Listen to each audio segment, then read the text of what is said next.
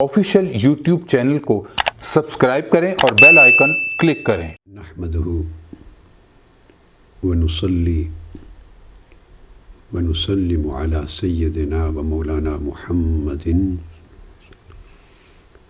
رسولہ النبی الامین المکین الحنین الکریم الرؤوف الرحیم، اما بعد فاعوذ باللہ من الشیطان الرجیم، بسم اللہ الرحمن الرحیم۔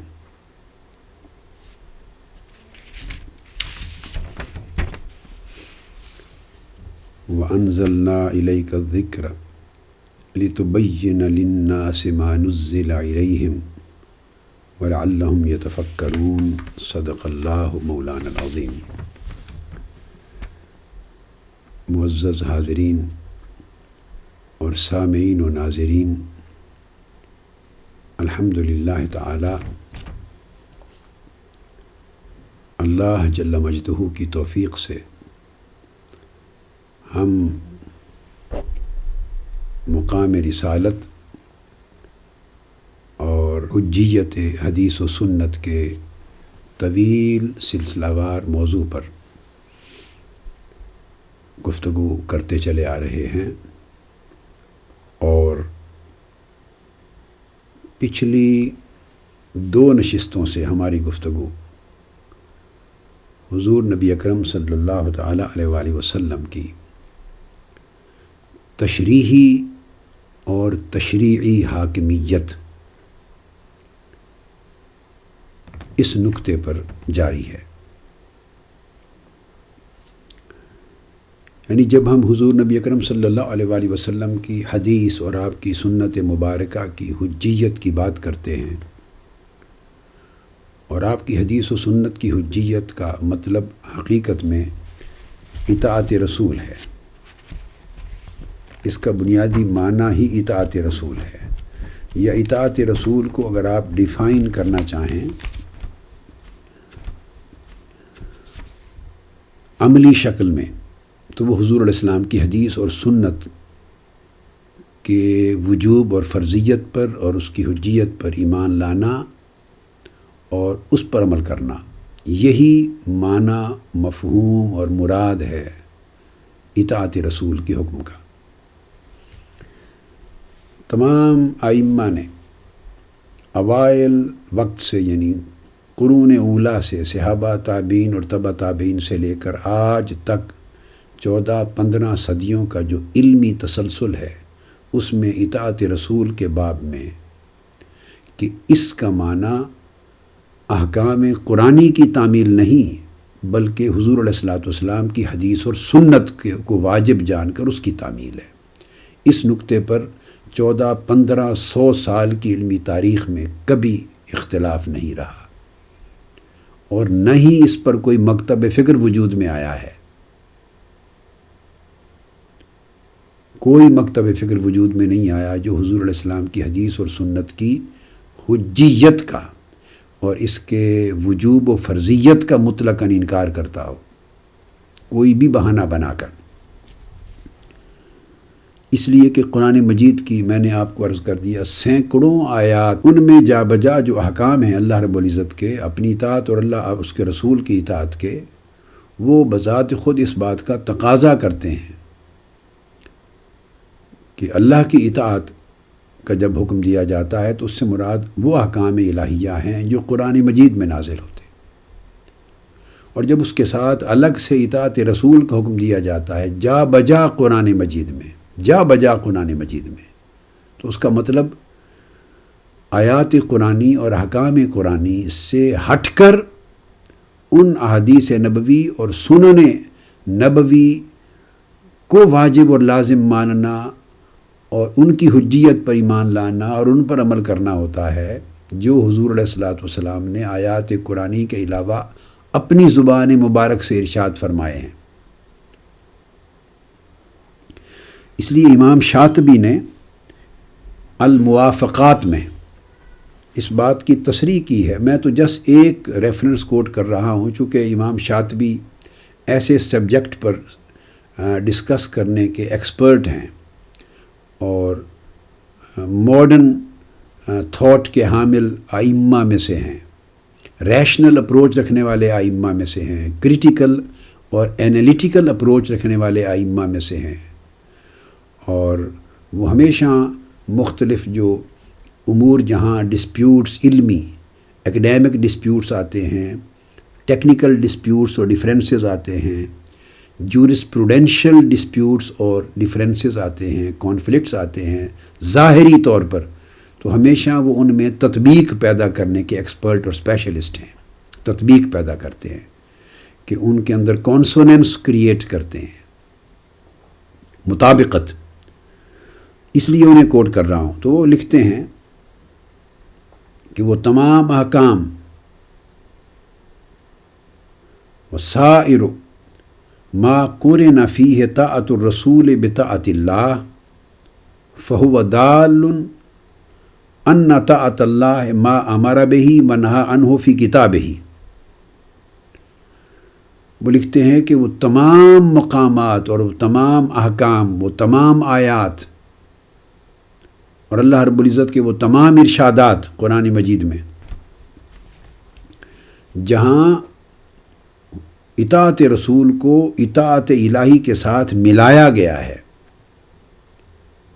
اطاعت رسول کو اطاعت الہی کے ساتھ ملا کر جوڑ کر ذکر کیا گیا ہے، تو کہتے ہیں یہ اکٹھا جوڑ کر ملا کر ذکر کرنا اس بات پر صریحاً دلالت کرتا ہے کہ اطاعت الہی، اطاعت اللہ سے مراد صرف وہ احکام ہوں گے، احکام امر یا احکام نہی، اللہ کے وہ کمانڈمنٹس، خواہ وہ ایکٹس آف کمیشن سے ریلیٹڈ ہیں، خواہ وہ ایکٹس آف اومیشن سے ریلیٹڈ ہیں، اوامر ہیں یا نواہی ہیں، وہ احکام مراد لیے جائیں گے جو اللہ تعالیٰ نے اپنی کتاب قرآن میں نازل فرمائے۔ وطاعت الرسول ما امر بہ ونہا عنہ مما جاء بہ ما لیس فی القرآن، اور اطاعت رسول کا معنی ہمیشہ ہمیشہ اور صرف وہ احکام ہوں گے جنہیں حضور علیہ الصلوۃ والسلام نے جن کا حکم دیا یا جن کے کرنے سے منع فرمایا، اور وہ احکام مما ما جاء بہ ما لیس فی القرآن، اور یہ وہ احکام ہیں جو قرآن مجید میں نازل نہیں ہوئے، جو قرآن مجید میں بصورت آیات جن کا نزول نہیں ہوا، اور کہتے ہیں اذ لو کان فی القرآن لکان من طاعت اللہ، اگر وہ احکام جو حضور علیہ السلام نے بیان فرمائے احادیث میں وہ بھی اگر قرآن میں ہوتے تو پھر وہ اللہ کی اطاعت کے ذیل میں چلے جاتے، وہ اطاعت رسول میں نہ ہوتے۔ حضور علیہ الصلوۃ والسلام تو صرف اس کو ری انفورس کر رہے ہوتے، اس کو ری ایمفسائز کر رہے ہوتے، جسٹ کمیونیکیٹ کر رہے ہوتے۔ تو اگر وہ قرآن میں آ جائیں تو قرآن میں آ جانے کا مطلب ہے کہ اب ان احکام پر عمل کرنا وہ اطاعت اللہ ہے، اور اطاعت رسول صرف وہ احکام ہیں جو قرآن میں نازل ہی نہیں ہوئے، اور حضور علیہ الصلوۃ والسلام نے انہیں ارشاد فرمایا، خواہ وہ اوامر ہیں خواہ وہ مناہی ہیں، مگر احکام رسول ہیں، احادیث رسول ہیں، سنن رسول ہیں، ارشادات و فرمودات رسول ہیں۔ تو یہ اس حکم الہی کے تحت آئے گا جس میں اللہ تبارک و تعالیٰ نے فرمایا ما آتاکم الرسول فخذوہ وما نہاکم عنہ فانتہوا۔ یہاں صرف حضور علیہ الصلوۃ والسلام کے اسم گرامی پر اور آپ کے منصب رسالت پر کنسنٹریٹ کیا گیا، ایمفسائز کیا گیا اور کنفائن کیا گیا، صرف رسول صلی اللہ علیہ وسلم کے حکم پر صرف کنفائن کیا گیا ایکسکلوسیولی، اور اس میں اللہ رب العزت کے حکم کو ساتھ شامل نہیں کیا۔ فرمایا ما آتاکم الرسول، رسول صلی اللہ علیہ وسلم جو کچھ تمہیں حکم دیں فخذوہ، اس پر عمل کیا کرو، تمہارے اوپر واجب ہے، لے لیا کرو۔ وما نہاکم عنہ، اور جس کام سے اور جس امر سے تمہیں منع فرمائیں فانتہوا، اس سے رک جایا کرو۔ تو یہ امر بھی امر رسول ہے اور نہی بھی نہی رسول ہے صلی اللہ علیہ وسلم۔ یہ تصریح اور تشریح اور تعبیر ہے اطاعت رسول کے احکام کی۔ چنانچہ یہی بات امام شاطبی نے کی ہے کہ اگر وہ احکام قرآنی آیات سے ہم لینا شروع کر دیں کہ وہ تو قرآن میں آئے ہیں، تو اطاعت رسول تو وہ رہتی نہیں ہے، وہ تو اطاعت الہی ہو گئی. اور رسول اکرم صلی اللہ علیہ وآلہ وسلم تو پھر اس کو دراصل صرف کمیونیکیٹ کر رہے ہیں، امت کو پہنچا رہے ہیں، ری ایمفسائز کر رہے ہیں، ری انفورس کر رہے ہیں، اس کو حضور صلی اللہ علیہ وآلہ وسلم بیان فرما رہے ہیں. تو اطاعت رسول الگ سے جو جا بجا قرآن مجید میں جس کا حکم دیا گیا کہ اور رسول کی بھی اطاعت کرو، اور یہ فرمایا گیا فَإِن تَنَازَعْتُمْ فِي شَيْءٍ فَرُدُّوهُ إِلَى اللَّهِ وَالرَّسُولِ، اگر تمہارا کسی مسئلے پر نزاع ہو جائے، اختلاف اور علمی ڈسپیوٹ ہو جائے، تو اس کی فائنل ایڈجوڈیکیشن کے لیے، فائنل ججمنٹ لینے کے لیے دو سپریم اتھارٹیز کی طرف لوٹا دو. فردوہ الی اللہ والرسول، اللہ کی طرف لوٹا دو اور اللہ کے رسول کی طرف لوٹا دو. اب اللہ کی طرف لوٹانے کا مطلب یہ ہے کہ فردوہ الی القرآن، اولا اسے قرآن پر پیش کرو، ممکن ہے اس کی سیٹلمنٹ اور اس کی ججمنٹ اور اس کے اوپر فائنل کمانڈمنٹ قرآن سے مل جائے، فائنل حکم قرآن سے مل جائے. یہ ہے فردوہ الی اللہ. والرسول، ممکن ہے کہ اس کے اوپر قرآن مجید سائلنٹ ہو، قرآن مجید نے اس سبجیکٹ کو رسول کے لیے چھوڑ دیا ہو، خود ٹچ نہیں کیا، خود ڈسکرائب نہیں کیا، خود اسپیسیفائی نہیں کیا، اس پر کوئی آیت نازل نہیں ہوئی. پھر فردوہ الی الرسول، پھر رسول کی طرف لوٹاؤ. اے ردوہ الی سنت الرسول، اے ردوہ الی حکم الرسول، اے ردوہ الی حدیث الرسول، ردوہ الی امر الرسول. رسول کے امر کی طرف لوٹا دو حدیث اور سنت میں، پھر جو آپ کو حضور کی حدیث و سنت میں ملے اسے اپنا لو. یہ معنی ہے اس کا. یہی بات تمام ائمہ نے ہمیشہ کی قرآن مجید کی سینکڑوں آیات کریمہ کی تعبیر کرتے ہوئے. تو اس آیت کریمہ کے تحت کہ ہم نے آپ کی طرف ذکر یعنی قرآن نازل فرمایا ہے، اور اب قرآن مجید نازل فرما کر خود نازل فرمانے والا رب فرما رہا ہے لِتُبَيِّنَ لِلنَّاسِ، یہ نہیں فرما رہا کہ نازل فرمایا ہے تاکہ آپ اسے لوگوں تک پہنچا دیں. یہ بات توجہ طلب ہے. اگر ارشاد فرماتا لِتُبَلِّغَ لِلنَّاسِ یا لِتُبَلِّغَ إِلَى النَّاسِ، کہ ہم نے تو آپ پر قرآن نازل فرمایا ہے تاکہ آپ اسے لوگوں تک پہنچا دیں، اس کی تبلیغ کر دیں، یا یہ لِتُبْلِغَ إِلَى النَّاسِ، اس کا ابلاغ کر دیں، لوگوں تک پہنچا دیں، یا فرما دیتے لِتُخْبِرَهُ النَّاسِ، تاکہ آپ اسے لوگوں کو اس کی خبر دے دیں.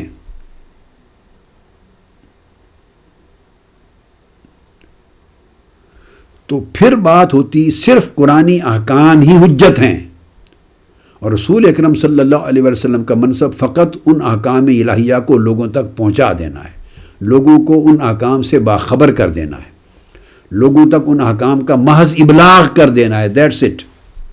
یہ صرف کمیونیکیشن اور کنوے کر دینے کی ذمہ داری ہوتی. اب دیکھیے قرآن مجید میں اللہ رب العزت فرماتے ہیں ہم نے آپ پر قرآن نازل کیا ہے تاکہ لِتُبَيِّنَ لِلنَّاسِ، تاکہ آپ لوگوں کے لیے اس کی وضاحت فرمائیں.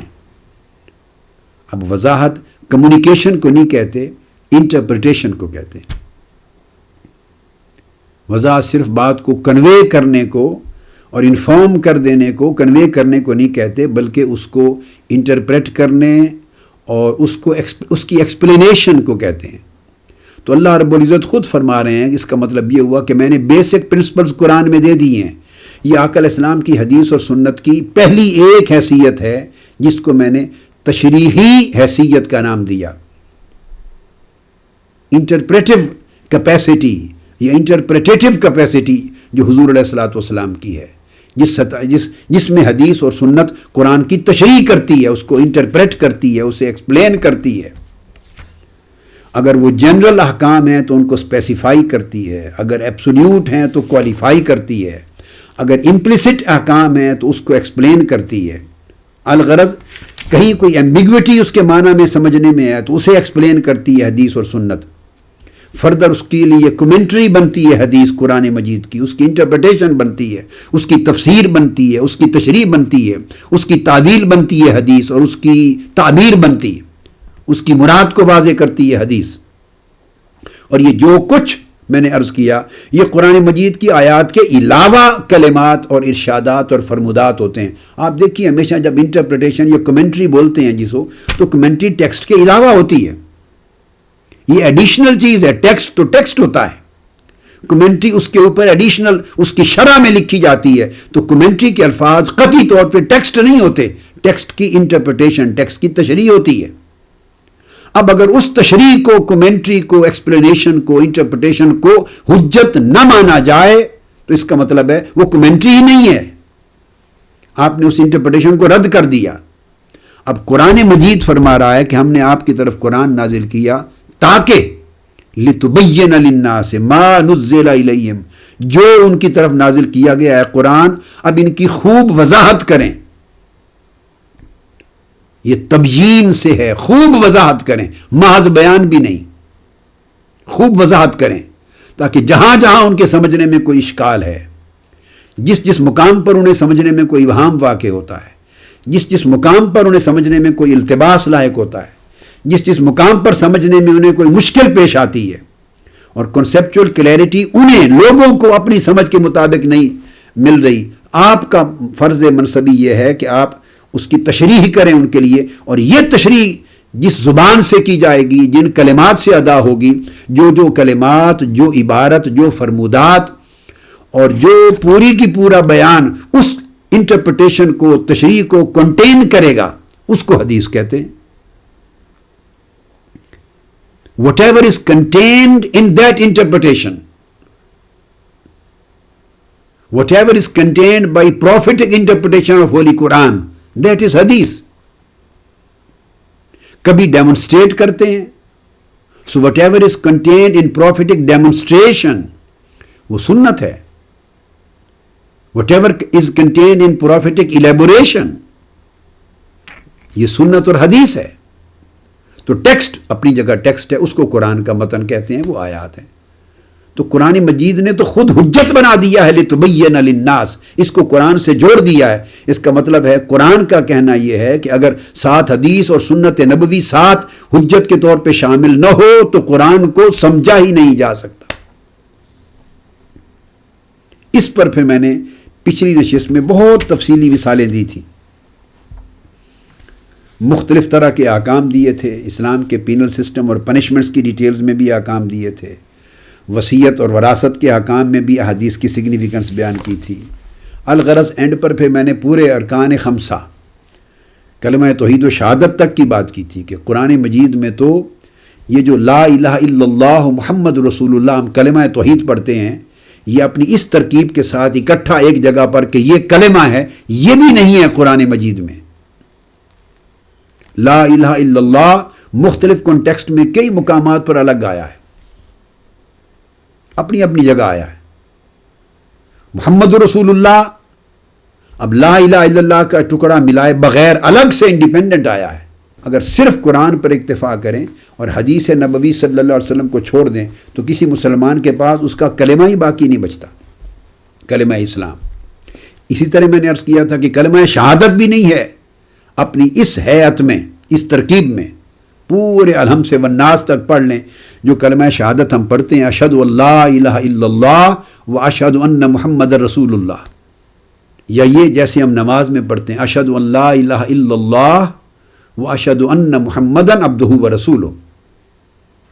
الغرض یہ جو کلمہ شہادت ہے، یہ کلمات ان ٹوٹو ایس سچ اس ترکیب کے ساتھ الحمد سے والناس تک یہ بھی پورے قرآن میں نہیں ہے. تو کلمہ شہادت بھی نہیں رہتا صرف قرآن پر اکتفا کرنے سے ہمارے پاس. اور پھر میں نے نماز کی تمام مثالیں دی، بڑی مفصل گفتگو کی، پھر زکوٰۃ پر مفصل گفتگو کی، حج اور مناسک حج پر کی اور زکوٰۃ پر کی، اور صوم یعنی رمضان اور اس میں روزوں پر کی، کہ کسی ایک حکم پر بھی عمل کرنا قطعی طور پر ممکن ہی نہیں رہتا اگر صرف قرآن کو حجت مانا جائے اور حدیث اور سنت نبوی کی حجیت کا انکار کر دیا جائے یا اسے الگ کر دیا جائے معذرت. اس لیے کہ کسی ایک حکم کے ادا کرنے کا طریق ہی سرے سے قرآن میں موجود نہیں. یہ تو بہت آگے کی بات ہے. میں نے یہ بھی سمجھا دیا تھا کہ کسی ایک حکم کا جو لفظ آیا ہے اس کا معنی، مفہوم اور شرعی مراد بھی، اس کا جو ٹیکنیکل کانسیپٹ ہے وہ بھی قرآن میں موجود نہیں ہے۔ مثلا جب ہم بولتے ہیں زکوٰۃ، تو قرآن مجید میں زکوٰۃ سے مراد شرعی طور پہ کیا حکم ہے، اس کی بھی ڈیفینیشن قرآن میں نہیں۔ حکم ہے زکوٰۃ ادا کرو۔ اب زکوٰۃ کے تو معنی ہے، زکوٰۃ پاکیزگی کے معنی میں ہے، تو زکوٰۃ کا جو شرعی اور ٹیکنیکل معنی ہے کہ اتنے مال میں سے دینی ہے، اور اتنا اس کا نصاب ہے، اور اتنا اس کا ہول ہے، پیریڈ ہے، کس کس چیز پر ہے، یہ میں تفصیلات بیان کر چکا ہوں، میں نے ربط کلام کے لیے دہرایا، تو قرآن میں کہیں نہیں ملتا۔ اس طرح صوم کا معنی، حج کے سب احکام ہیں، مگر اس کی تفصیل، اس کی حیت، اس کی تعبیر، اس کی تعریف، اس کے مناسک، ترتیب کچھ بھی نہیں ہے قرآن مجید میں۔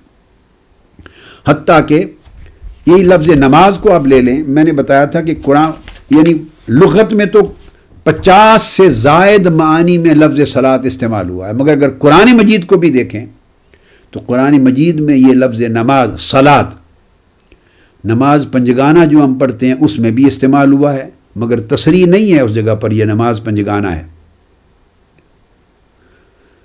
جمعہ کی نماز کے لیے بھی استعمال ہوا ہے، پھر جمعہ کی نماز کیسے پڑھنی ہے، اس کا وقت کیا ہے۔ اب قرآن میں کہاں لکھا ہے کہ اس وقت پہ نماز جمعہ ہوگی اور وہ نماز ظہر کو ریپلیس کر دے گی اور اس کی اتنی رکعتیں ہوں گی، کچھ نہیں ہے۔ نماز جنازہ کے لیے بھی آیا ہے۔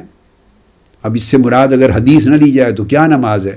نماز جنازہ ہی کا پتہ کیسے چلے گا کہ کوئی نماز جنازہ نام کی بھی کوئی شے ہے؟ آپ تو جنازہ ہی نہیں پڑھ سکتے کسی کا۔ آپ کا اپنا انکار کرنے والوں سے کہہ رہا ہوں کہ آپ کی وفات ہو جائے، ہم کی ہر ایک کی ہونی ہے، تو آپ کا اگر حدیث کا انکار کر دیا تو آپ کا تو جنازہ ہی کوئی نہیں ہوگا، کیونکہ آپ تو عمر پر صرف قرآن کو مانتے رہے، حدیث کا تو انکار کیا۔ اب کس حکم کے شرع کے تحت آپ جنازہ پڑھوائیں گے اپنا؟ کون پڑھے گا آپ کا نماز جنازہ؟ کس حکم کے تحت؟ ہر آدمی خواہش کرے گا مسلمان ہوں میرا نماز جنازہ پڑھا جائے۔ سوال یہ ہے کہ وہ تو کہتا تھا صرف قرآن ماننا ہے، حدیث تو حجت ہی نہیں ہے، اور نماز جنازہ کی ساری تفصیل اور حکم تو سارا حدیث میں آیا ہے، قرآن میں تو ہے نہیں کہ اس کی 4 تکبیریں ہوں گی، اور پہلی تکبیر میں ثنا پڑھنی ہے، دوسری میں درود شریف پڑھنا ہے، درود پاک، تیسری میں میت کے لیے دعا مانگنی ہے، چوتھی تکبیر اور اس کے بعد سلام پھرنا۔ قرآن مجید میں تو کہیں نہیں ہے۔ اب کیسے متعین کریں گے؟ صلاۃ کا ایک ہی لفظ ہے، 9 مختلف معانی میں خود قرآن مجید میں استعمال ہوا ہے، 9 معانی میں، اس کے 9 ڈفرنٹ میننگز ہیں خود قرآن مجید میں جو استعمال ہوا۔ اب پک اینڈ چوز کیسے کریں گے کہ اس سے مراد یہ ہے؟ حتیٰ کہ صلاۃ کا لفظ عبادت گاہ کے لیے بھی آیا ہے، جیسے ہماری عبادت گاہ، مسلمانوں کی عبادت گاہ مسجد کہلاتی ہے، تو دوسرے اسلامی مذاہب ہیں جو نصرانی ہیں، کرسچنز ہیں، جوز ہیں، تو ان کی عبادت گاہوں کے لیے بھی لفظ صلوات آیا ہے۔ عبادت گاہ، جائے نماز، جہاں وہ عبادت کرتے ہیں، جہاں وہ نماز پڑھتے ہیں اپنے مذہب کے مطابق، اس کو بھی صلوات و مساجدہ کا لفظ ہے، صلوات، اور مراد اس سے نمازیں نہیں بلکہ مقام نماز ہے، مقام جائے عبادت ہے۔ پھر صلاۃ کا لفظ قرات، قرآن مجید پڑھنے کے رکو بھی صلاۃ کہا گیا ہے۔ ولا تجہر بصلاتک، نماز میں اپنی قرات اونچی نہ کیجیے، اور پھر آگے نہ بہت آہستہ کیجیے بلکہ درمیانی آواز رکھیے، تو صلاۃ کا لفظ اس میں قرات کے لیے آیا۔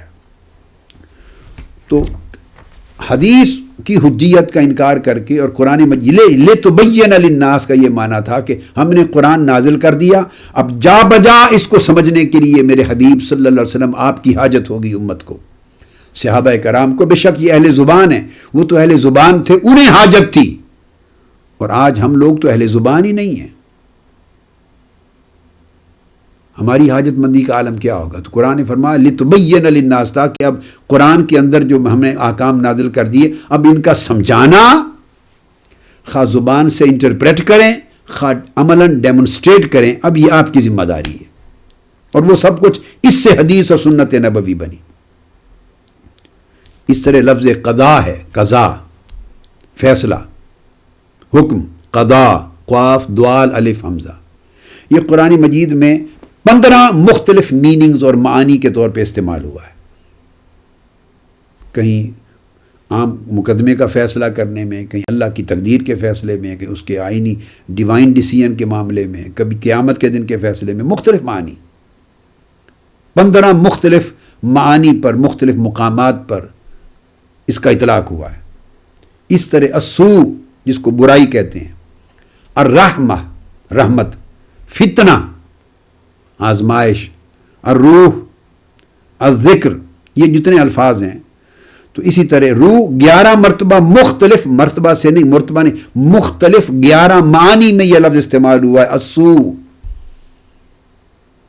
کہیں کسی معنی میں، دوسری جگہ کسی اور معنی میں، تیسری جگہ کسی اور معنی میں، ہیں سب نیگیٹو معنی، مگر ان کا معنی، مفہوم، ٹیکنیکلی سپیکنگ ان کا مراد اور ترجمہ مختلف۔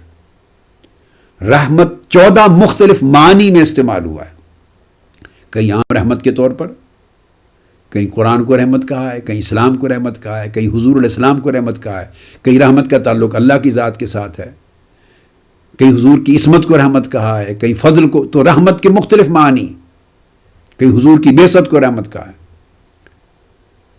14 مختلف معنی میں لفظ روح، لفظ رحمت استعمال ہوا ہے۔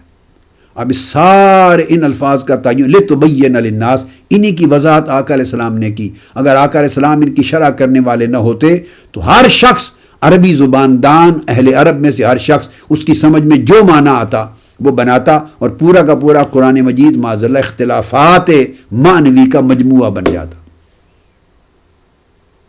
دین ایک تماشا بن جاتا۔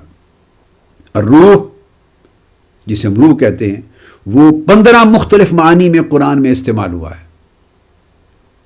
قرآن کا مطالعہ کریں تو پتہ چلے۔ ذکر، الذکر 9 مختلف معانی میں لفظ ذکر استعمال ہوا ہے، کہیں ذکر اللہ کی یاد میں، کہیں ذکر قرآن کے معنی میں، کہیں ذکر عبادت کے معنی میں، طرح طرح کے، تو 9 مختلف معنی میں لفظ الذکر آیا ہے، نہ بلکہ 20 مختلف معنی میں لفظ الذکر آیا ہے، 9 معنی میں تو لفظ الروح آیا ہے۔ فتنہ، مختلف معنی میں لفظ فتنہ استعمال ہوا ہے۔ الغرض، امام جلال الدین سیوطی کی کتاب الاتقان، اس کا اگر مطالعہ کریں، اور اس طرح اور علوم القرآن پر لکھی گئی کتب ہیں، علامہ امام زرکشی کی البرہان فی علوم القرآن، اور یہ مختصر جامع کتاب ہے امام سیوطی کی الاتقان، آپ ان کا مطالعہ کریں جو علوم القرآن پر لکھی گئی ہیں، تو آپ کو پتہ چلے گا کہ کیا کیا قرآن مجید کے الفاظ، اصطلاحات ہیں، ٹرمز ہیں، اور ان کی تشریحات ہیں وہ جو صرف حضور علیہ السلام نے کی ہیں، جو حدیث اور سنت سے ملی ہیں۔ ایسی سینکڑوں مقامات ہیں قرآن مجید کے جو معلوم ہی نہیں ہو سکتے، جن کے معنی اور جن کی مراد جب تک حدیث نبوی صلی اللہ علیہ وآلہ وسلم کی احتیاج نہ ہو۔ تو میں اس لیے عرض کر رہا تھا کہ یہ حدیث و سنت کی حجیت، پہلی قسم اس کی تشریحی حجیت ہے، اور اس کے بعد آئیں گے تشریعی حجیت، کہ وہ احکام جو قرآن میں سرے سے اترے ہی نہیں تھے اور ان کی ضرورت پڑی صحابہ کرام کو اور امت کو ضرورت ہے آج بھی، وہ احکام صرف آقا علیہ السلام نے ہی عطا کیے اپنی حدیث کے ذریعے۔ اگر اس حدیث کو حجت نہ مانا جائے تو شریعت کے وہ سارے احکام مائنس ہو جاتے ہیں، ڈیلیٹ ہو جاتے ہیں۔ اسی طرح اسی تشریحی حجیت میں حدیث اور سنت نبوی صلی اللہ علیہ وسلم کی ایک ایگزیمپشن کی کیپیسٹی بھی ہے، اس کی ایک شان ایگزیمپشن، استثناء بھی ہے۔ قرآن مجید میں ایسے بہت سے احکام آئے جو ان جنرل قرآن مجید نے دے دی اور اس میں ایکسیپشن بیان نہیں کی۔ حضور علیہ السلام نے اپنی حدیث کے ذریعے اس کے اندر بعض ایکسیپشن کیے، ایگزیمپشن کی۔ وہ جب ایگزیمپشن کی تو کچھ چیزیں اس میں سے ایگزیمپٹ ہو گئیں، مستثنیٰ ہو گئیں، وہ حلال ہو گئیں، اور جن کو حرام کر دیا تھا اور ایک ایکسیپشن بیان نہیں کی تھی بقیہ حرام رہیں۔ اب یہ حکم صرف حدیث سے ملا، تو اگر حدیث کی حجیت کا انکار کر دیا جائے تو اس ایگزیمپشن سے پھر فائدہ اٹھانا، اسے حلال سمجھنا اور اس کو استعمال میں لانا، اس کا بھی شرعاً اور اخلاقاً کوئی جواز نہیں رہتا۔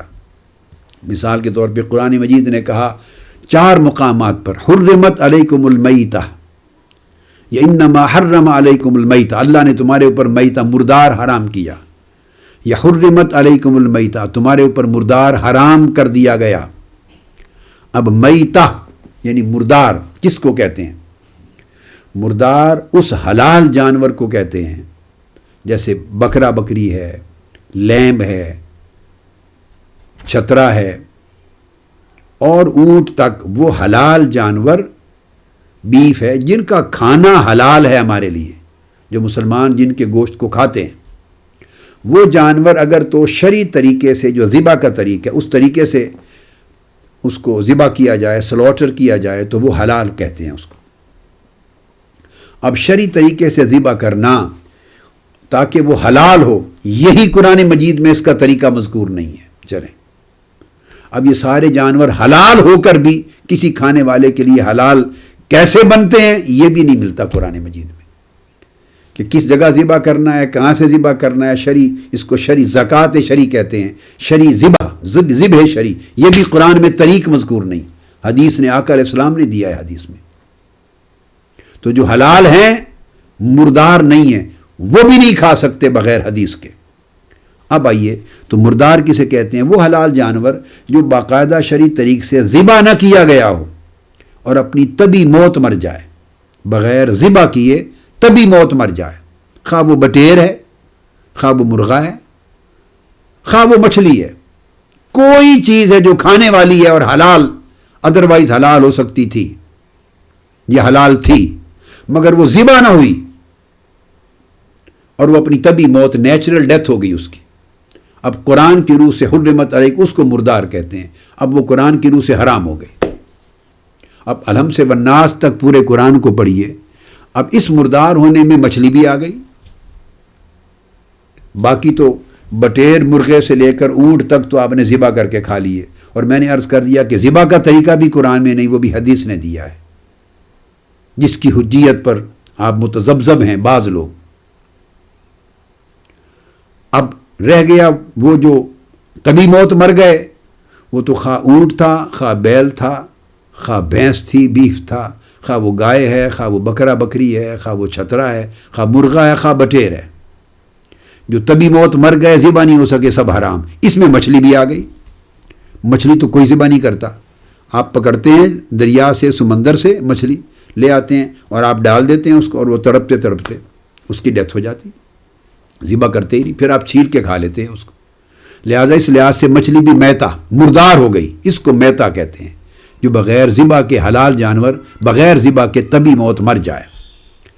اب قرآن مجید نے تو 4 جگہ پر ایمفیٹیکلی ہر مردار کو حرام کر دیا تھا، جس میں مچھلی بھی حرام ہو گئی تھی، قرآن کی روح سے تو مچھلی بھی حرام تھی۔ اب الحم سے والناس تک ایک مقام آپ کو قرآن کا نہیں ملے گا جہاں مچھلی کو اللہ نے ایگزیمپٹ کیا ہو، مچھلی کو حلال قرار دیا ہو، ایگزیپشن کرا، کوئی ایکسیپشن کلاس نہیں ملے گی، ایگزیمپشن کلاس نہیں ہوگی۔ اس کو آقا علیہ الصلوۃ والسلام نے حلال کیا، اس کو کہتے ہیں استثناء۔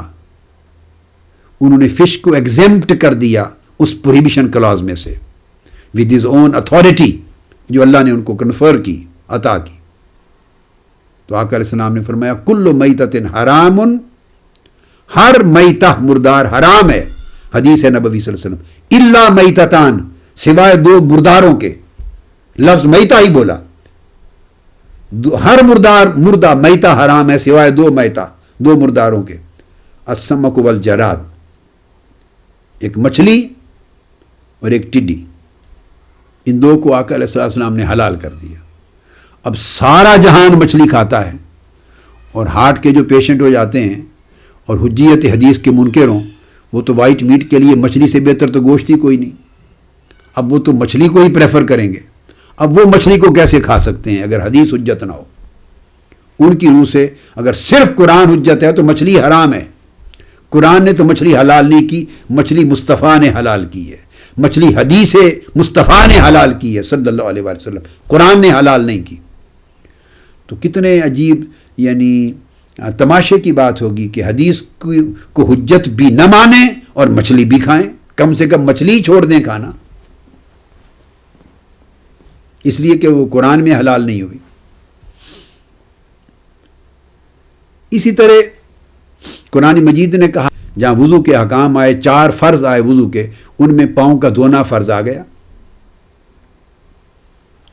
اب حضور علیہ الصلوۃ والسلام نے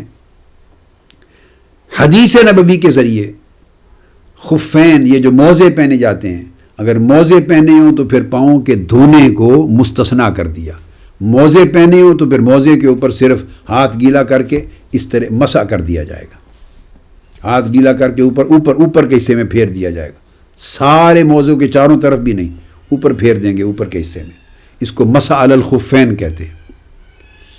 اب خفین موزوں کا پہننا اور ان پر مسح کرنا اور پاؤں کا نہ دھونا یہ قرآن مجید کی کسی آیت میں نہیں ہے،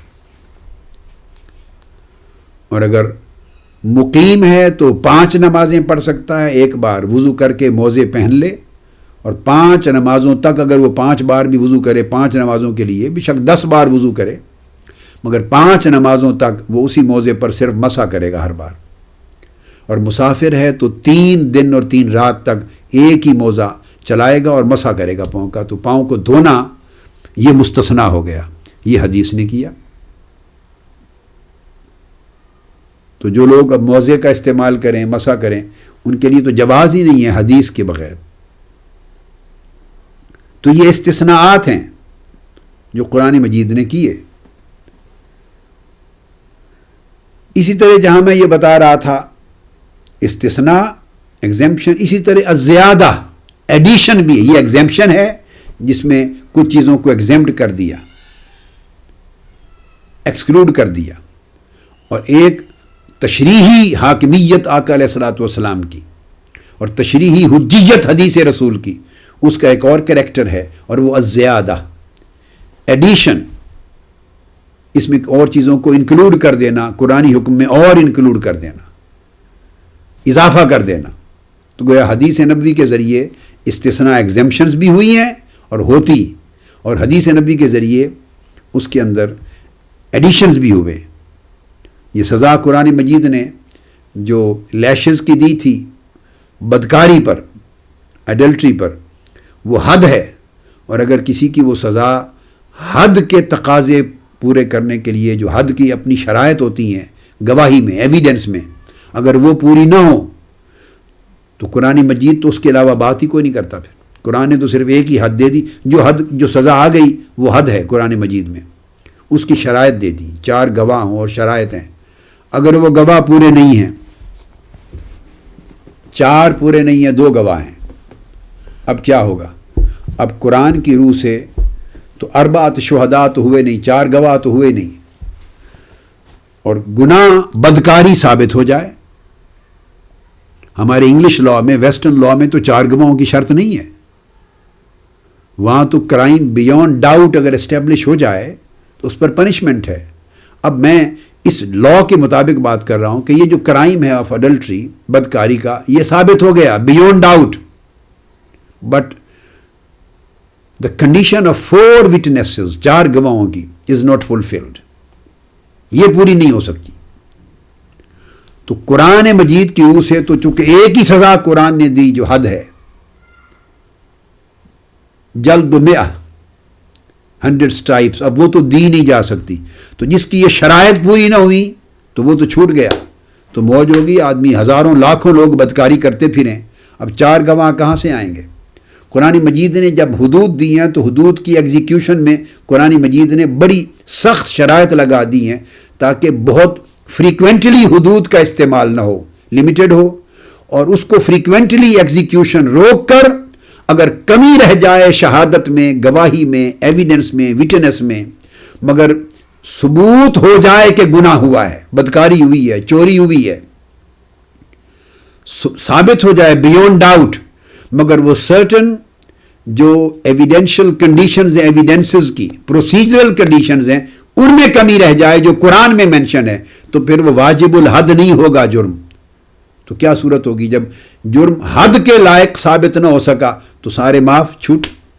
تو کتنا ڈیفیکٹ بن جاتا ہے قرآن کے اور اسلام کے نظام میں۔ اب اس کو آقا علیہ السلام نے ایڈیشنل سزا متعین کر دی کہ اگر تو وہ تمام شرائط شہادت کی پوری ہو جائیں تو وہ جو گناہ ہے سزا وہ واجب الحد ہوگا، اس کی حد کا ثبوت بن جائے گا تو تب حد عائد ہوگی۔ اگر حد کے لائق ایویڈنس اور پروف نہ مل سکا، ادروائز بیونڈ ڈاؤٹ اسٹیبلش ہو گیا تو آقا علیہ السلام نے پھر ایک اور سزا بیان کی، اور وہ اس کو کنفائنمنٹ، امپریزنمنٹ، 1 سال کی امپریزنمنٹ، تغریب و آمن حدیث پاک میں، تو سال کے لیے امپریزن. اب امپریزنمنٹ کا کنسپٹ جو ہے اگر حد کے لائق جرم ثابت نہ ہو سکا تو اب ویسٹرن لا میں امپریزنمنٹ ہے، پاکستانی لوکل جو پی پی سی ہے، پاکستان پینل کوڈ ہے، اور اس کے یہ طریقہ ہوتا ہے، 2 چیزیں، ایک ہوتا ہے سبسٹینٹیو لا، ایک ہوتا ہے پروسیجرل لا. سبسٹینٹیو لا ہوتا ہے جرم اور اس کی تعریف اور اس کی سزا. پروسیجرل لا ہوتا ہے کہ اس کو ثابت کس طرح کرنا ہے، کس طرح گواہی دینی ہے، کس طرح اس کی سماعت ہوگی، ہیئرنگ ہوگی، انویسٹیگیشن ہوگی، وغیرہ وغیرہ، ججمنٹ تک کے طریقے ہوتے ہیں. پروسیجرل لا ہے. اب قرآن مجید نے تو کہیں پروسیجرل لا نہیں دیا، یہاں ہے اتنا کہ یہ جرم ہے، اس کی یہ سزا ہے. جرم کی بھی تعریف نہیں کی کہ اس کی ڈیٹیل کیا ہوں گی، جرم اس طرح ثابت ہونا چاہیے، یہ بیان نہیں کیا، یہ بھی حدیث نے دیا. سزا دے دی، کوانٹم آف پنشمنٹ بتا دیا، اور 4 گواہوں کا بتا دیا. پروسیجرل لا میں سے اتنا حصہ بس. اب سوال یہ کہ اگر 4 گواہ نہ پورے ہوئے تو فنش. اب قرآن کی سزا کا اطلاق نہیں ہو سکتا، تو اس کا مطلب ہے لوگ پھر سارے چھوٹتے چلے جائیں گے. آقا علیہ السلام نے تغریب و آمن حدیث کے ذریعے امپریزنمنٹ کی سزا سجیسٹ کی. وہ اگر کیس زیادہ ایگریسو ہے، اس میں ایگریشن زیادہ ثابت ہوتا ہے، بروٹیلٹی ثابت ہوتی ہے، اور زیادہ بربریت ثابت ہوتی ہے، تو وہ سزا امپریزنمنٹ کی حد کے ساتھ ایڈ بھی ہو سکتی ہے. آقا علیہ السلام نے ایڈیشن فرمایا. اور اگر حد ثابت نہ ہو تو حدیث رسول کی روح سے پھر اس کو تعزیر دی جائے گی. دوسری قسم سزا کی تعزیر ہے. ایک پریسکرائبڈ حد ہے جو کمی بیشی نہیں ہو سکتی، اور دوسرا راستہ سزاؤں کی قسم کا آقا علیہ السلام نے حدیث کے ذریعے تعزیر کا بتایا. قرآن میں کہیں تعزیر کی سزا نہیں ہوتی، حدیث میں دونوں ہیں، حد بھی ہے حدیث میں اور تعزیر بھی ہے. تو تعزیر کا راستہ اگر حد کی ایویڈنس پوری نہ ہوئی تو پھر یہ راستہ حدیث نے دیا. ادروائز اسلام کے سسٹم آف پنشمنٹس کے اندر ایک نقص رہ جاتا ہے اگر حدیث کی حجیت کا انکار کر دیا جائے. تو میں بتا رہا تھا مثلا جو سبسٹینٹیو لا ہے جو بیان کیا جاتا ہے، جیسے حد ہے سزا، وہ جیسے ہمارے ہاں پینل کوڈ ہے، اور ایک CRPC ہوتی ہے، کرمنل پروسیجر کوڈ. اسی طرح ایک سول لا ہوتا ہے اور ایک CPC ہوتی ہے، سول پروسیجر کوڈ. یہ جو پروسیجرل کوڈ ہوتا ہے جس میں پورا پروسیجر کے کس طرح پوری سماعت ہوتی ہے کیس کی عدالت کا، وہ ایک الگ سبجیکٹ ہے. اب قرآن مجید نے یہ جو CPC کے سبجیکٹ ہیں اور CRPC کے سبجیکٹ ہیں، کرمنل پروسیجر کوڈ اور سول پروسیجرل کوڈ، جتنے ہیں قرآن مجید میں 99% سے بھی زیادہ یا 99.99% قرآن ان کو ڈیل نہیں کرتا. ایویڈنس کی چیزیں، پروسیجرل چیزیں ساری قرآن ڈیل نہیں کرتا. قرآن سبسٹینٹیو پنشمنٹس کے باب میں سبسٹینٹیو چیزوں کو سبسٹینٹیو چیزوں کو ڈیل کرتا ہے، کوانٹم کو ڈیل کرتا ہے، میجر ایسپیکٹ کو ڈیل کرتا ہے.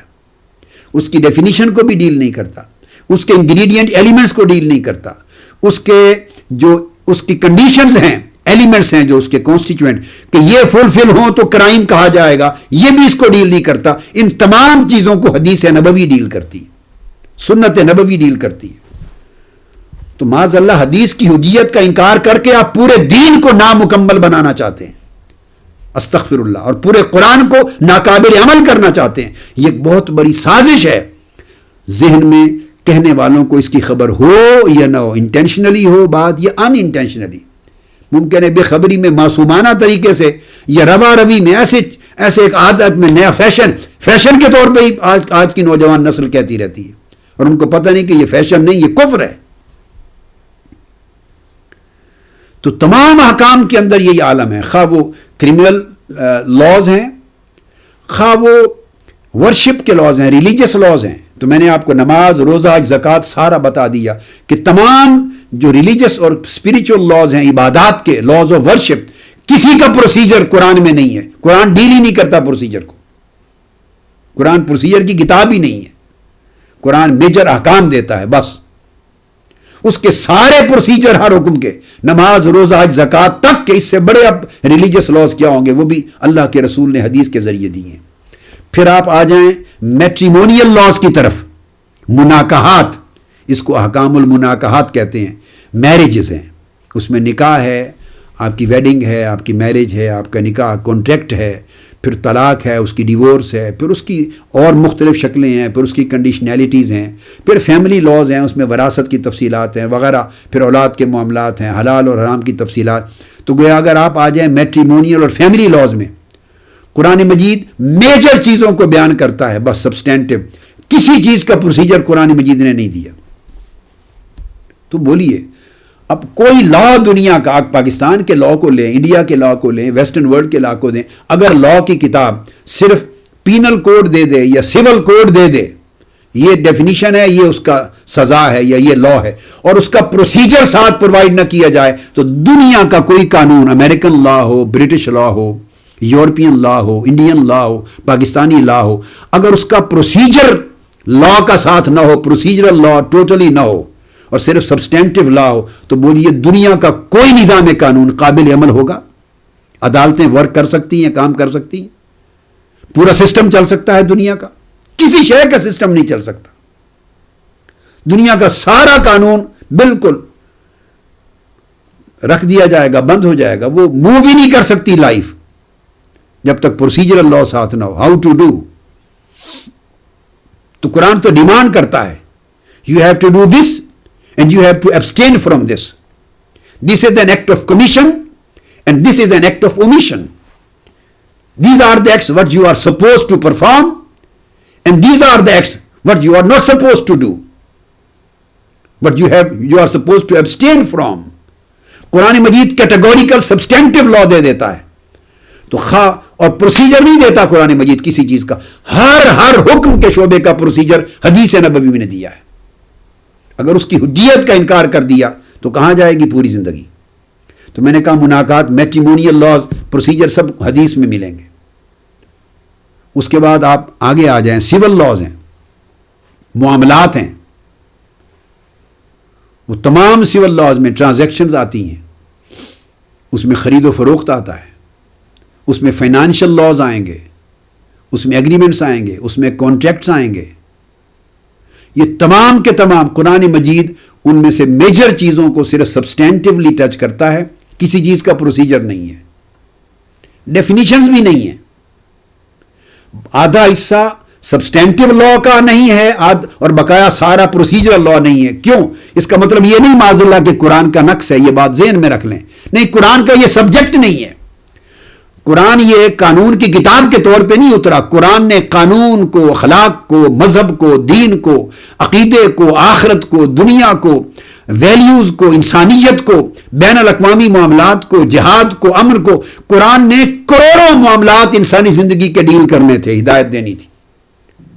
تو اگر پروسیجر بھی قرآن دینے لگ جاتا تو یہ قرآن، یہ 114 سورتوں کا ایک مصحف نہ ہوتا، پھر قرآن کے 20 والیومز بن جاتے، 50 یا 100 والیومز بن جاتے قرآن کے. کون پڑھتا؟ 100 والیومز بن جاتے. جب نماز کے میں نے اب کتاب جو لکھی ہے جامع السنہ، حدیث کی، جامع السنہ حدیث کی کتاب، اس میں ایک جلد، تو وہ میں نے کتاب الصلاۃ لکھی ہے نماز پر، اور اس ایک جلد میں 1200 یا 1300 کے قریب احادیث میں نے دی ہیں صرف نماز پر، اور نماز کے پروسیجر دی ہیں اس میں.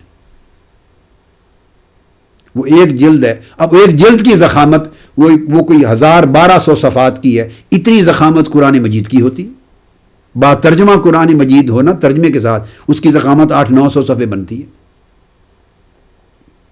اب وہ 1100 صفحات کی ایک جلد ہے، صرف میں نے کتاب الصلاۃ صرف حدیث کے اوپر مرتب کی ہے، اور وہ صرف احکام الصلاۃ ہیں، اور پروسیجر ڈیل کی ہیں میں نے. 1200 احادیث یا 1300 احادیث اس میں جمع کی ہیں، ما ترجمہ اور تحقیق و تخریج ایک نماز پر. اب ایک نماز کے، یہ میں نے تو منتخب کیا ہے، میں نے تو امہات الکتب میں سے منتخب کی ہیں.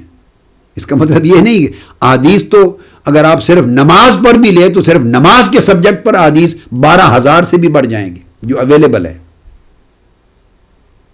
وہ ساری پروسیجرز ہیں. اسی طرح صوم ہے، اس طرح زکوٰۃ ہے، اس طرح حج، کتاب ہیں پوری. تو قرآن نے ایمان باللہ کو بھی ڈیل کرنا، ایمان بالرسالت کو بھی، ایمان بالوحی کو بھی، ایمان بالآخرت کو بھی، عقائد کو بھی، اخلاق کو بھی، الغرض انسانی زندگی کے جدید و قدیم معاشرت کو، انسانی معیشت کو، اس کے ازدواج کو، بین الاقوامی تعلقات کو، مسلمانوں کو، غیر مسلموں کو، ایگریمنٹس کو، کانٹریکٹس کو، جنگ کو، امن کو. قرآن مجید نے تو تمام نجی زندگی سے لے کر بین الاقوامی زندگی، جتنے سفیئرز ہیں ہیومن لائف کے، قرآن مجید نے ساروں کو ایڈریس کرنا تھا، عقائد کو بھی، ہر گوشے کو. تو قرآن مجید 100 والیومز کی کتاب تو اللہ نہیں بنانا چاہتا تھا، تو یہ تو پڑھی نہ جاتی. اب ہر کوئی حافظ ہے قرآن کا، تلاوت کی جاتی، پڑھی جاتی. تو اب اس کی ہر حکم کی صاف ظاہر تفصیلات مطلوب ہیں، ہر آیت کی تفصیل مطلوب ہے، ہر حکم کی تفصیل ہے ہر شعبے میں، خواہ وہ احکام العبادات ہیں، خواہ وہ احکام مناکحات ہیں، خواہ وہ احکام معاملات ہیں، سول میٹرز ہیں، خواہ وہ احکام المالیات ہیں، فائنانشل میٹرز ہیں، تجارت ہے، بیع ہے، شراء ہے، زراعت ہے، ایگریکلچر ہے، صنعت ہے، اور پھر اس کے ساتھ متعلقہ احکام ہیں، پھر اس کے بعد ٹریڈ ہے، انڈسٹری ہے، پھر اس کے بعد محنت ہے، مزدوری ہے، یہ ساری ڈیٹیلز ہیں، سب کچھ اسلام میں ہے.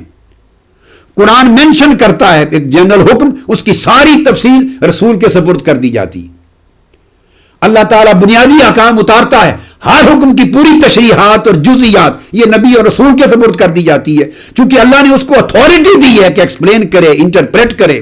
اس میں ایگزیمپشن کلاسز ہیں تو ایگزیمپشن دے، ایڈیشن کرنا ہے ایڈیشن کرے، مختلف حالات پر اطلاق کے استثناء کرنے ہیں استثناء کرے، تفصیلات دے، جزئیات دے. اور ریلیونٹ کئی میٹر جو قرآن مجید نے جان کے بیان نہیں کیے کہ وہ میجر اس شعبے میں نہیں آتے، مگر وہ ضروری انسانی زندگی کے لیے وہ رسول کے لیے چھوڑ دی ہیں، چونکہ رسول کو تشریعی اختیار بھی دیا ہے، لیجسلیٹو اتھارٹی بھی دی ہے، رسول لا گیور بھی ہے، لہٰذا وہ رسول نے ہی اس کی تشریع اور اس کی لیجسلیشن کی ہے. وہ سارا کچھ پھر آپ کو حدیث نبوی میں ملتا ہے. اگر حدیث نبوی اور سنت نبوی کی حجیت کا انکار کر دیا تو اس کا مطلب ہے اب قرآن مجید کا ہماری عملی زندگی میں کوئی تعلق ہی نہ رہا. یہ بہت بڑا دجل اور دھوکہ ہے، اس سے بچنا چاہیے. اس طرح قرآن مجید نے کہا، زیادہ کی بات کر رہا ہوں، ایڈیشن، جہاں جن عورتوں سے نکاح حرام ہے ان کا ذکر کیا، حرمت علیکم امہاتکم و بناتکم، پوری آیت ہے. تمہاری مائیں، تمہاری بہنیں، تمہاری بیٹیاں، تمہاری پھوپھیاں، تمہاری خالائیں، یہ ساری جن کو حرام کیا، رضاعت کی ماں، رضاعت کی بہنیں، وہ حرام کی، سارا بیان کر دیا. اب کر کے اس میں پھر آگے ایک ہی شخص ایک ہی وقت میں اپنے نکاح میں 2 بہنیں جمع نہیں کر سکتا، یعنی بیک وقت ایک شخص کے نکاح میں 2 بہنیں، سگی بہنیں، اس کی بیویاں نہیں ہو سکتی. یہ حرمت موقتہ ہے. ایک حرمت مؤبدہ ہے، ابدی حرمت. ایک بار نکاح میں آ گئی، پھر اس کے بعد اگر ڈیتھ بھی ہو گئی، طلاق بھی ہو گئی، تو پھر وہ ایسے کچھ رشتے ہیں اس کی وجہ سے فار ایور حرام رہے، وہ کبھی حلال نہیں ہوتے. کچھ وقتی حرمتیں ہیں، جیسے ایک عورت سے نکاح ہوا آپ کا تو اس کی بہن آپ کے نکاح میں نہیں آ سکتی، لیکن اگر ڈیتھ ہو گئی یا سیپریشن ہو گئی تو اس سیپریشن یا ڈیتھ کے بعد اس کی بہن سے نکاح آپ کر سکتے ہیں. یہ حرمت وقتی ہے، موقتہ. تو ایک وقت میں 2 بہنیں جمع نہیں ہو سکتی، یہ قرآن مجید نے کہا، فقط 2 بہنیں. مگر اب حکم شریعت کا کیا ہے؟ جیسے 2 بہنیں ایک نکاح میں جمع نہیں ہو سکتی، پھوپھی اور بھتیجی بھی ایک ہی نکاح میں، ایک شخص کے نکاح میں بیک وقت جمع نہیں ہو سکتی، خالہ اور بھانجی بھی جمع نہیں ہو سکتی ایک ہی نکاح میں. اب یہ حکم قرآن میں نہیں ہے. اب حدیث کے جتنا انکار کرنے والے ہیں، حدیث کے منکرین، حجیت حدیث کے عمل اس پر بھی کرتے ہیں. وہ جیسے 2 بہنیں ایک نکاح میں جمع نہیں کرتے، وہ پھوپھی اور بھتیجی بھی جمع نہیں کرتے، خالہ اور بھانجی بھی جمع نہیں کرتے. میں ان سے پوچھتا ہوں کہ وہ کس حکم کے تحت جمع نہیں کرتے؟ بہنوں کو جمع کرنا صرف آیا ہے قرآن میں کہ منع ہے، بقایا تو حکم نہیں آیا ہے. بقایا آقا علیہ السلام نے ایکسٹینڈ کیا ہے لا کو، ایڈیشن، اس کو زیادہ ایڈیشن کیا ہے. تو آقا علیہ السلام نے حرام کیا پھوپھی اور بھتیجی کا اور خالہ اور بانجی کا ایک نکاح میں جمع کرنا. تو جمع کی ممانعت ہے. تو یہ مثالیں میں دے رہا ہوں. تو آج کی گفتگو کو یہاں پہ ختم کرتے ہیں. اس کے بعد اب اسی باب میں توضیح المشکل ہے. ایمبیگوس بعض احکام آتے ہیں، ایمبیگوٹی ہوتی ہے ان کے معنی سمجھنے میں، اس کو آقا علیہ السلام نے ایکسپلین کیا ہے. مثلا قرآن مجید میں آیت اتری کہ جب روزہ کھا سکتے ہو سحری کے وقت، اس وقت تک جب تک سیاہ دھاگا اور سفید دھاگا اس کے درمیان امتیاز نہ ہو جائے. تو ایک صحابی نے ایک سفید اور ایک سیاہ دھاگا تکیے کے نیچے رکھ لیا اور رات دیکھتا رہا اور دن چڑھ گیا اندر کمرے میں کہ یا رسول اللہ وہ ڈیفرینشیٹ نہیں ہو سکا. آپ نے وضاحت فرمائی کہ یہ اللہ تعالیٰ نے استعارتاً فرمایا ہے. سیاہ دھاگا اور سفید دھاگا سے مراد دھاگے نہیں ہیں, اس سے مراد وہ فجر, طلوع فجر ہے, رات کی سیاہی اندھیری اور صبح کی سفیدی, اس سے مراد یہ ہے. اب یہ وضاحت آقا علیہ السلام نے کی. اگر حدیث حجت نہ ہو اور حدیث نہ مانی جائے تو ہر شخص اس کی اپنی مرضی سے انٹرپریٹیشن کرتا رہتا. حتیٰ کہ حدیث میں آتا ہے جب تیمم کے احکام پہنچے تیمم کے, تو قرآن مجید میں تو صرف اتنا آیا تھا کہ اگر یہ مجبوری ہو اور پانی دستیاب نہ ہو تو تم پاک مٹی سے تیمم کر لو. اب تیمم کیسے کرنا ہے اس کا طریقہ قرآن میں نہیں ہے. تو جب یہ تیمم کو حکم آ گیا تو پھر بعض صحابہ کرام نے کیا کیا, جو پانی اویلیبل نہیں تھا تیمم کرنا چاہتے تھے, طریقہ قرآن میں موجود نہیں تھا, تو وہ پاک صاف مٹی کے اوپر الٹے سیدھے لیٹنے لگ گئے, لیٹ گئے اور اس طرح اپنے آپ کو پلٹتے رہے اور پورے جسم پہ مٹی مل لی. انہوں نے سمجھا جیسے پورے جسم کو پانی سے دھو دیتے ہیں اس طرح پورے جسم کو مٹی سے لپیٹ لینا ہے, لت پت ہو گئے مٹی سے. انہوں نے سمجھا تیمم کا مطلب ہے پانی سے غسل ہوتا ہے پورے جسم کا, تو تیمم کا مطلب ہے مٹی سے غسل کر لو, لت پت ہو گئے. تو آقا علیہ السلام مسکرا دیے, خبر پہنچی تو آقا علیہ السلام نے سمجھایا کہ نہیں, تیمم کا مطلب صرف یہ ہے کہ 2 بار مٹی پر ہاتھ ماریں, اور مٹی اٹھانا نہیں ہے, مٹی پر ہاتھ مار کے ایک بار چہرے پر مل لیں اور دوسری بار اپنے ہاتھوں پر یہاں تک اور بائیں ہاتھ بازو تک یہاں تک, جیسے دھوئے جاتے ہیں مرفقین کونیوں تک, بس یہ تیمم ہے. اب یہ قرآن میں نہیں ہے. اب جو لوگ حدیث کی حجیت کا انکار کریں اور بیمار ہو جائیں, وضو نہ کر سکیں, یہ سفر پہ ہو پانی نہ ملے اور تیمم کرنا پڑے, قرآن میں ہی تو ہے تیمم کرو, کریں گے کیسے؟ پھر بہترین طریقہ ہے نا, کپڑے اتار کے ایک طرف رکھ دیں جیسے غسل خانے میں جاتے ہیں, باتھ روم میں, واش روم میں, اور مٹی پہ پھر خوب لپٹیں اور اپنے پورے جسم پہ مٹی مل لیں جیسے پانی سے پورے جسم کو دھو لیتے ہیں. قرآن تو اس کے سوا پھر اور کچھ نہیں بتاتا. یہی صحابہ کرام نے کیا تھا. اب حدیث مددگار بن گئی, مشکل کشا بن گئی. آقا علیہ السلام نے فرمایا نہیں تیمم یوں ہے, یہ حکم آقا علیہ السلام نے دیا, قرآن نے نہیں دیا. اب کتنا تعجب ہے کہ ہم اپنی زندگی میں لاکھوں امور میں حدیث نبوی سے فائدہ بھی اٹھا رہے ہیں, کھا بھی رہے ہیں, برت بھی رہے ہیں, استعمال بھی کر رہے ہیں, منافع بھی اٹھا رہے ہیں, زندگی بھی گزار رہے ہیں, اور ساتھ اسی حدیث نبوی کی حجیت کا علمی طور پہ انکار بھی کیے جا رہے ہیں. تو اگر حدیث نبوی اور سنت نبوی, اس کو ایکسپلینیشن آف ایمبیگوٹی کہتے ہیں, جہاں لفظ ایمبیگوس ہو, سمجھ نہ آئے اس لفظ کے معنی کی, تو آقا علیہ السلام نے اس لفظ کے معنی کی وضاحت کر دی. قرآن مجید میں کئی مقامات قرآن مجید میں آیا, مثال کے طور پہ یہ جو عورتوں کے ساتھ اگر طلاق ہو جائے, علیحدگی ہو جائے, تو پھر وہ نیا نکاح کرنا چاہیں تو 3 قروء تک, والمطلقات یتربصن بانفسہن 3 قروء, 3 مدتوں تک وہ آگے نکاح نہیں کر سکتی, ویٹ کریں. اور مدت کے معنی کا تعین کہ مدت کیا ہے قرآن نے نہیں کی. آیا پیریڈ آف پیورٹی ہے یا پیریڈ آف مینسٹریشن ہے, یہ آقا علیہ السلام نے کیا. الغرض مذہبی زندگی ہو یا سماجی معاشرتی زندگی, عائلی زندگی ہو یا بین الاقوامی زندگی اور قومی, کسی سطح پر بھی ہم ایک بھرپور اسلامی زندگی بسر نہیں کر سکتے حدیث اور سنت نبوی کی حجیت کا انکار کر کے. آج کی گفتگو یہاں ختم کرتے ہیں. انشاءاللہ اب تشریعی حاکمیت اور حدیث و سنت کی تشریعی حیثیت اس گوشے پر اگلی نشست سے انشاءاللہ آغاز کریں گے. وما علینا الا البلاغ. آفیشیل یوٹیوب چینل کو سبسکرائب کریں اور بیل آئیکن کلک کریں.